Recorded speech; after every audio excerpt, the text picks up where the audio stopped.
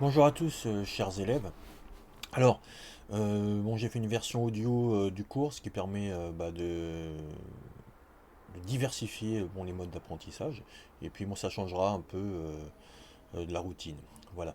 Alors, le chapitre s'intitule Tracer des frontières, une approche géopolitique. Alors, tout d'abord, hein, vous savez que la ligne de frontière délimite l'espace au sein duquel une autorité politique souveraine s'exerce, reconnue ou admise par la population qui y habite.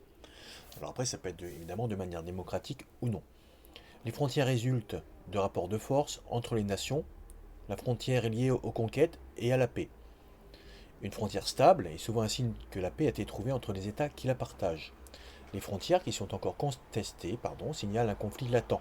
Alors c'est vrai que dans le monde, vous avez encore des conflits qui peuvent être provoqués, notamment l'exemple plus frappant, ça peut être entre les deux Corées, que l'on traitera tout à l'heure, ou encore deux États qui sont encore vivement, qui s'opposent vivement, l'Inde et le Pakistan. Alors, la fixation d'une frontière est ainsi un processus qui requiert plusieurs étapes. Il faut tout d'abord effectuer une reconnaissance topographique. Donc reconnaissance topographique, c'est le terrain par rapport aux montagnes, aux cours d'eau. Cela est suivi par une phase diplomatique qui se conclut parfois par un accord. Donc les exemples, c'est, vous savez, les différents traités, notamment de paix. On peut citer par exemple le traité de Versailles, qui a remodelé une grande partie de l'Europe. Et vous avez parfois l'intervention de l'ONU. Donc là, vous avez un arbitrage international. Donc l'exemple, c'est par exemple les deux Corées. Donc l'opération peut conduire ensuite à un bornage, qui est une matérialisation sur le terrain d'un passage d'un état à un autre, donc des panneaux et des bornes. Alors les trois problématiques. Quelles étaient les fonctions du lime rhénan? Ça correspond au jalon 1, donc l'axe essentiel du cours. Deuxième jalon et problématique, comment et pourquoi les Européens se sont-ils partagés l'Afrique? Et le jalon 3, en quoi la frontière entre les deux Corées était un exemple de frontière fermée. Alors, tout d'abord, le lime rhénan.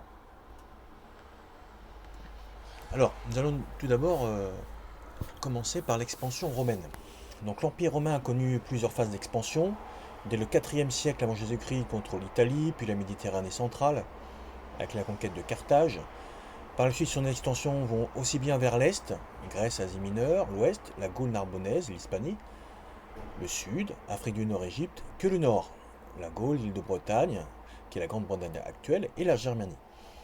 Afin de surveiller son vaste empire, Rome met en place un réseau de surveillance de ses confins, c'est-à-dire des zones qui étaient très éloignées évidemment du centre de l'empire, qui parfois prend l'aspect de murs fortifiés. Donc le plus célèbre, c'est le mur d'Adrien, pour lutter notamment contre les Pictes en Écosse.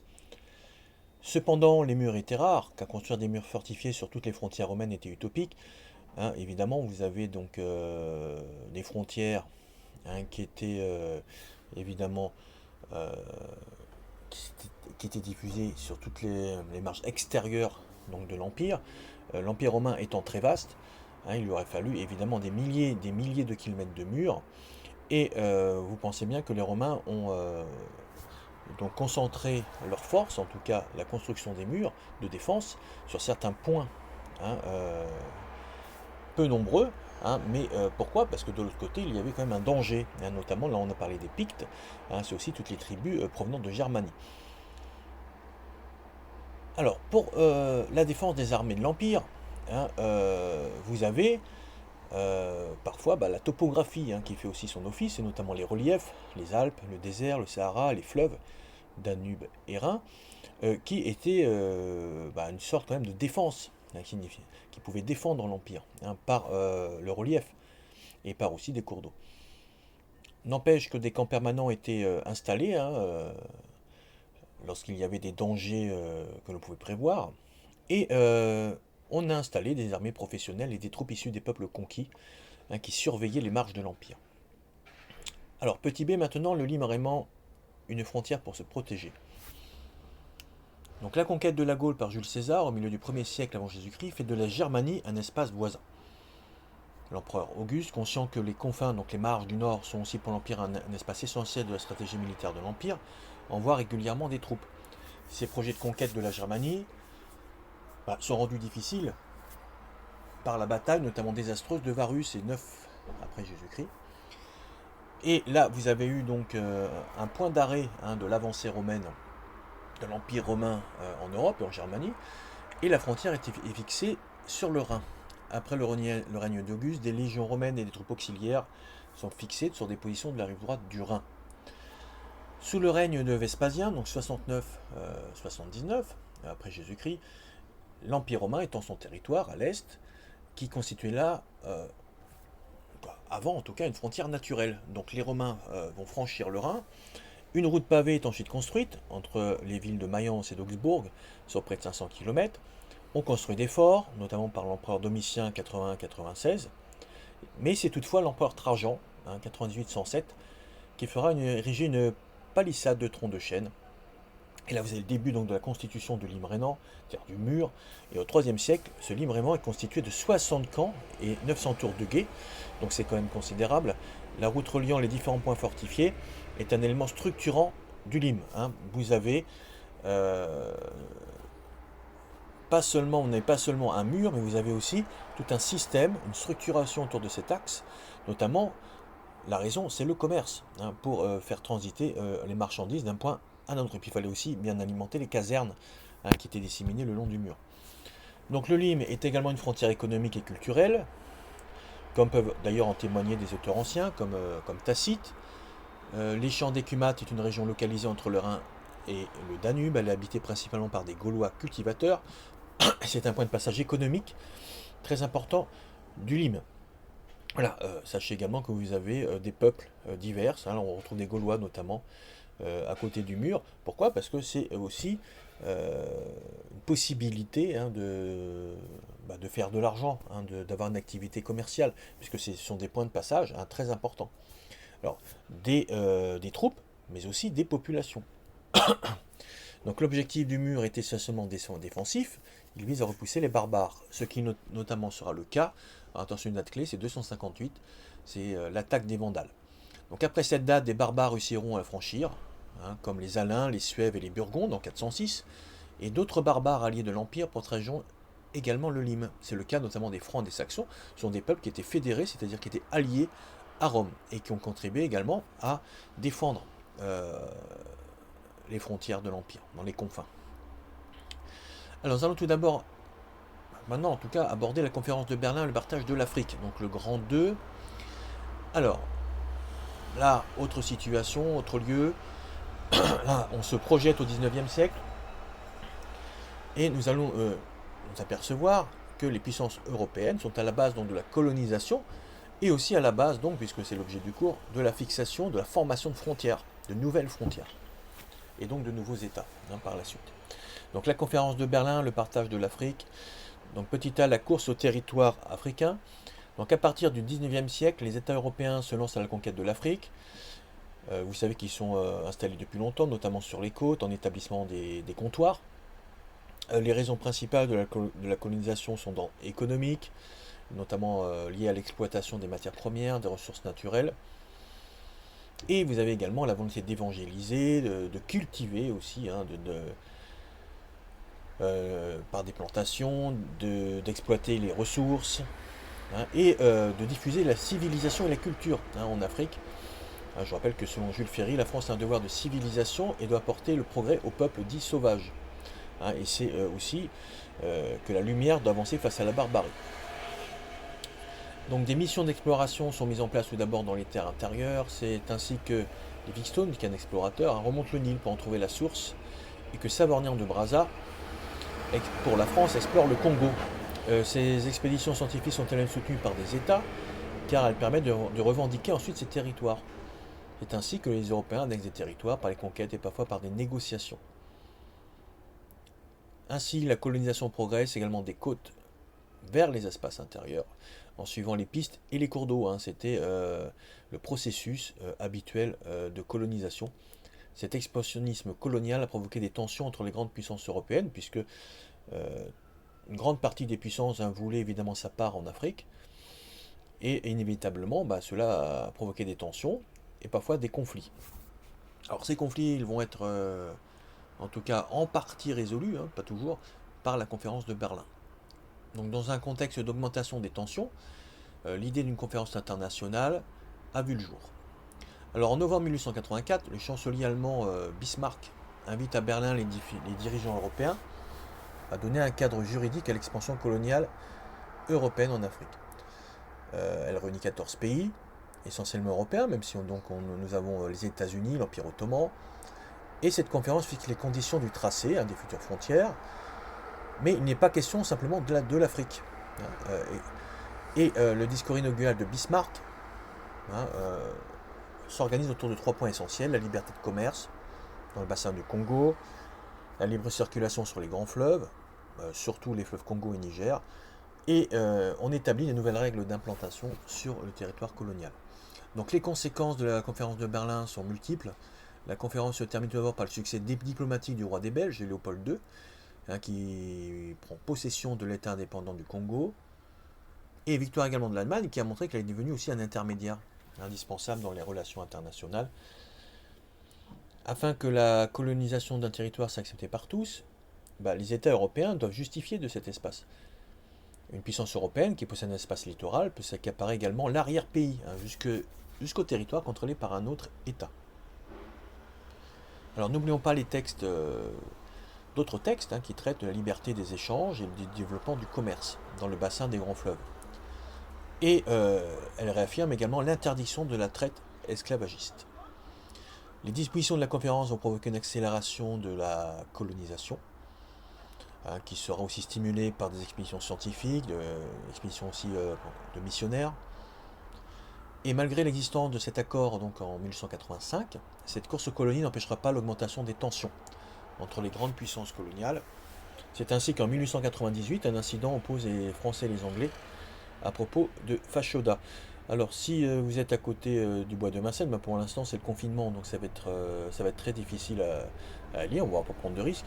Mais après le confinement, ou sur internet, vous pourrez voir, essayez donc d'apercevoir cette stèle. Vous avez une stèle en face de l'ancien aquarium tropical, quoi, il fonctionne encore je crois, c'est la cité de l'immigration. Vous avez une stèle en hommage au colonel Marchand qui faisait partie de cette mission de Fashoda, et il y a eu effectivement un incident entre les Français et les Anglais. Donc en 1914, la plupart des territoires africains sont possédés par des puissances européennes.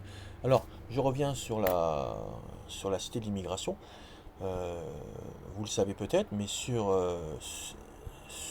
ce musée servait en 1931 de pavillon central à l'exposition coloniale de Vincennes de 1931. Voilà.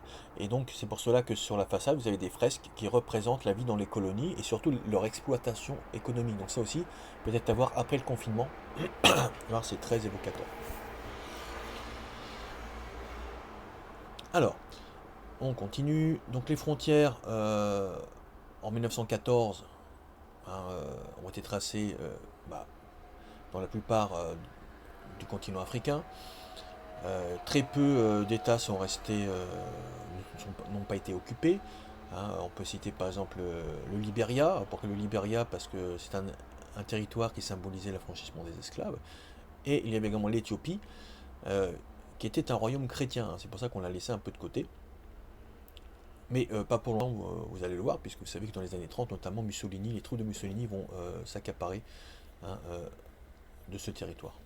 Alors, les frontières ont été tracées donc par les puissances colonisatrices sans tenir compte des peuples qui y vivaient, comme en Algérie par exemple, ou d'autres États en Afrique. Alors les grands États colonisateurs traceurs de frontières sont la France, pour 32%, le Royaume-Uni, 26%, l'Allemagne, 8% des frontières, la Belgique, le Portugal et l'Italie. Voilà. Alors, nous allons maintenant aborder le grand 2 au sujet des frontières qui séparent deux systèmes politiques. Car aujourd'hui c'est surtout ça évidemment. Alors hop, on va sur le petit A, la frontière hermétique entre États adversaires. Alors après la Première Guerre mondiale, les empires disparaissent et l'Europe connaît un vaste redécoupage, on en a parlé juste avant, et établissant une nouvelle frontière. Le président américain Wilson émet l'idée du droit des peuples à disposer d'eux-mêmes, c'est ces fameux 14 points. Après 1945, la charte de l'ONU réaffirme ce principe. La Cour internationale de justice est également créée pour régler donc les différents désaccords. Pardon. Toutefois, dans un contexte de guerre froide et de décolonisation, parfois on n'a pas d'accord qui puisse être imposé. C'est notamment le cas du Cachemire, du Sahara occidental. Donc l'affrontement idéologique de la guerre froide se manifeste par une frontière d'un genre nouveau, qui est le rideau de fer. On sait que c'était une expression du Premier ministre britannique lors de son discours en 1946 à Fulton, qui traduit une rupture entre l'Europe occidentale libérale et les États communistes d'Europe de l'Est. À partir de 1949 et la création de la RFA libérale et de la RDA communiste, les frontières restent inchangées. La période de la détente, 62-79, traduit la volonté des deux superpuissances d'éviter les conflits directs. Vous savez que c'est notamment lié à la crise de Cuba. Et on s'est aperçu que la dissuasion nucléaire était quelque part favorable à l'absence de conflit. Et effectivement, c'est ce qui va se passer de 62-79. N'oublions pas tout de même la guerre du Vietnam, 64-75, qui est une guerre indirecte, qui montre toutefois que les États-Unis et l'URSS ont toujours le désir d'imposer leur puissance dans le monde et de combattre son adversaire idéologique, le communisme d'un côté, le capitalisme de l'autre. Donc les deux superpuissances veulent contrôler leur territoire, la sphère d'influence, donc l'URSS et l'Europe de l'Est. Pour ce qui est des États-Unis, c'est l'Amérique latine. Il faut se rappeler de la doctrine Monroe de 1823. Et vous avez également, alors je regarde, la Hongrie pour l'URSS, la Tchécoslovaquie. Je vous rappelle que dans ces deux États, l'armée rouge est intervenue pour écraser des réformes idéologiques. Donc c'était 56 pour la Hongrie, 68 pour la Tchécoslovaquie. Bon, les États-Unis ne sont pas en reste avec des interventions armées, notamment donc en Amérique du Sud. Et vous savez qu'ils ont contribué également au coup d'État au Chili, qui a écarté évidemment Salvador Allende du pouvoir. Alors, la guerre froide s'étend également dans le reste du monde. Lors de la conférence de Bandung en Indonésie en 1955, les États nouvellement indépendants prônent un non-alignement sur le système idéologique de l'URSS et des États-Unis. Toutefois, sachez que cette unité ne sera que de façade, puisque de nombreux États dans le monde vont établir ensuite des accords de coopération avec ces deux superpuissances. C'est le cas notamment de l'Inde avec l'URSS. Donc les frontières de la guerre peuvent être mouvantes. Cuba, par exemple, a été l'allié de l'URSS après 1959. La Chine communiste, en 1949, est un allié de l'URSS jusqu'en 1960 et entretiendra des relations diplomatiques difficiles avec les soviétiques. Et des conflits armés frontaliers éclateront d'ailleurs entre les deux pays. Donc les frontières idéologiques de la guerre froide seront remises en cause tout d'abord par la réunification allemande de 1990 et bien sûr par la chute de l'URSS et de son modèle idéologique. Donc en 1991. Alors nous allons maintenant aborder la question des frontières intérieures. Vous savez que vous avez des États qui ont été partagés au cours de l'histoire. Donc l'exemple le plus frappant, c'est, vous le savez, le cas de l'Allemagne, le cas du fameux mur de Berlin. Mais il ne sera pas question de Berlin dans cette partie, puisque là nous allons aborder un axe essentiel, c'est le cas de la séparation des deux Corées, ce qui est un jalon. Alors, je continue le cours. Des États ont été au cours du XXe siècle divisés en raison de conflits idéologiques et militaires. Donc, je vous rappelle le cas de Berlin, 1961-89, c'est le mur qui a séparé en deux cette ville. Et vous avez la Corée. Alors, la Corée a été pendant plus de 10 siècles un royaume unifié. En 1910, elle a été conquise et colonisée par un autre État, le Japon. Après la Seconde Guerre mondiale, la péninsule coréenne est contrôlée par l'URSS et les États-Unis. Les deux superpuissances s'entendent pour délimiter leur zone d'occupation. Ça rappelle un peu ce qui se passe en Europe. Et leur sphère d'influence. Les Soviétiques, d'ailleurs, occupent le nord et les États-Unis le sud. Et la limite est fixée au 38e parallèle. Donc ça, vous pouvez le voir aussi sur le manuel. Vous allez voir la situation de la frontière. Il faut bien localiser aussi la Corée sur son territoire. Car c'est important au niveau géopolitique. En 1948, la guerre froide, comme en Allemagne, va entraîner la partition officielle de la Corée avec la création d'un État communiste au nord, calqué sur le modèle soviétique, et ensuite un État pro-américain et anticommuniste qui n'est pas non plus une démocratie, c'est plutôt une dictature. En janvier 50, la Corée du Nord a le soutien de l'URSS et intervient militairement avant de réunifier la péninsule. Les États-Unis, sous l'égide du général MacArthur, repoussent les troupes communistes et avancent même, grignotent la partie nord de la Corée. Toutefois, la Chine va aider les armées communistes, car je rappelle que la Chine, communiste en 1949, va être un soutien majeur de la Corée du Nord. Et d'ailleurs, les Américains et les forces sud-coréennes sont repoussés. Le front se stabilise en juillet 1951, et en juillet 1953, l'armistice est signé. La mort de Staline en mars 1953 explique en partie la volonté de l'URSS de cesser les hostilités. La ligne de démarcation. Hop, donc la ligne de démarcation est située toujours au 38e parallèle, avec quelques modifications en faveur du sud par rapport à la situation qui précédait. Toutefois, aucun traité de paix n'a été signé entre les deux parties, ce qui rend la situation très tendue et parfois explosive. Depuis 1953, il existe une zone tampon qui sépare les deux Corées, qu'on appelle la DMZ, qui est protégée par des clôtures électrifiées, des mines. Et l'espace frontalier est un no man's land militarisé. 600 000 soldats d'ailleurs stationnent dans des bunkers au sud et 1 million au nord. Vous devez savoir également que beaucoup de personnes ont essayé de la franchir. Et beaucoup n'ont pas réussi puisqu'il y a eu près de 1000 morts. Donc après 91 et à la fin de la guerre froide, la question de la frontière reste source de tension.